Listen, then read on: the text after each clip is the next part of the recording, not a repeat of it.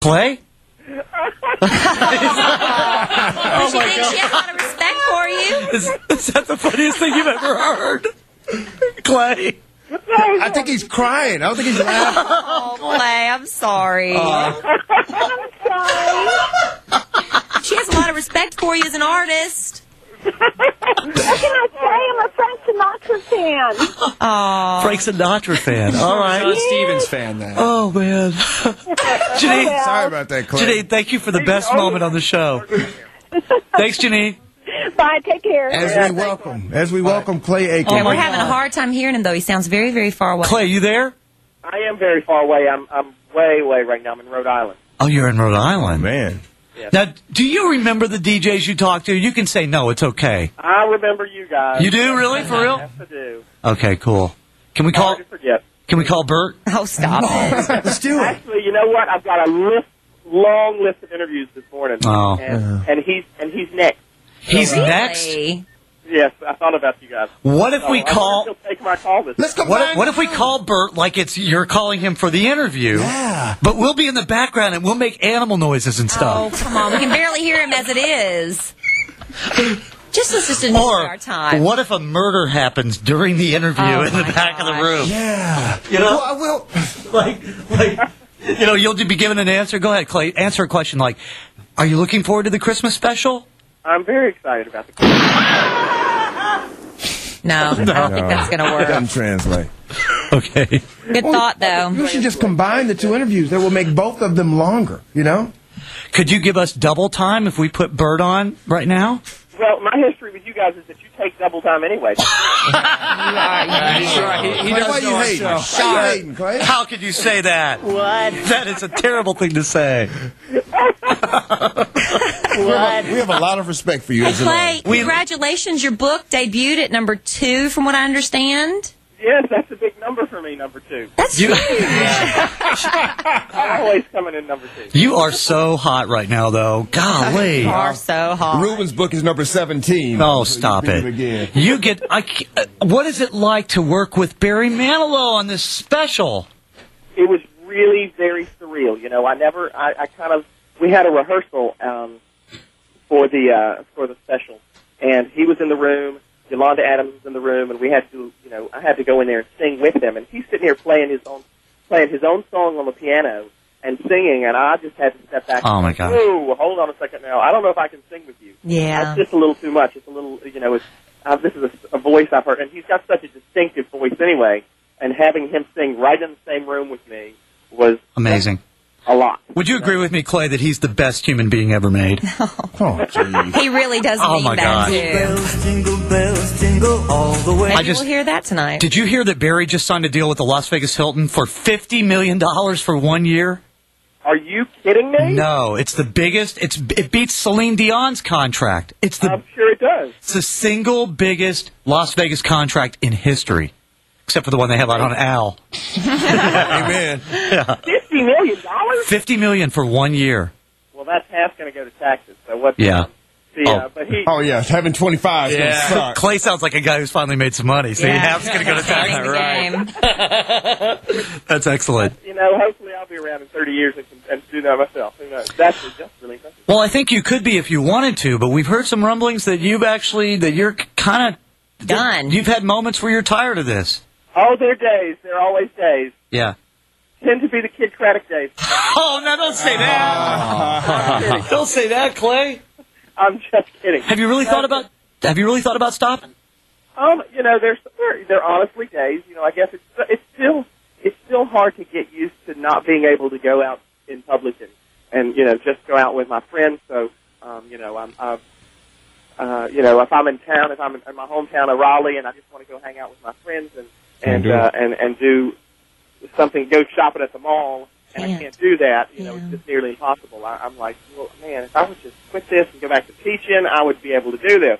Yep. So there are days that it crosses my mind, but you know, obviously, it's so much more fun than I ever could have imagined. Sure. And doing this is, you know, it's even though I say sometimes I never really dreamed this because it was not in my plan. You know. I hope that fans of yours can understand that it can be both ways. That you can love what you're doing and yet hate certain parts of Right. it. You know, Well, I think when most people, and heck, me, I know I believed it when I was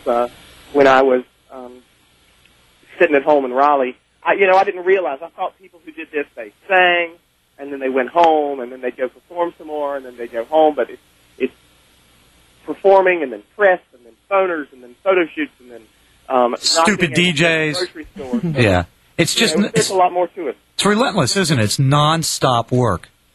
It's quite. I stay busy, yes.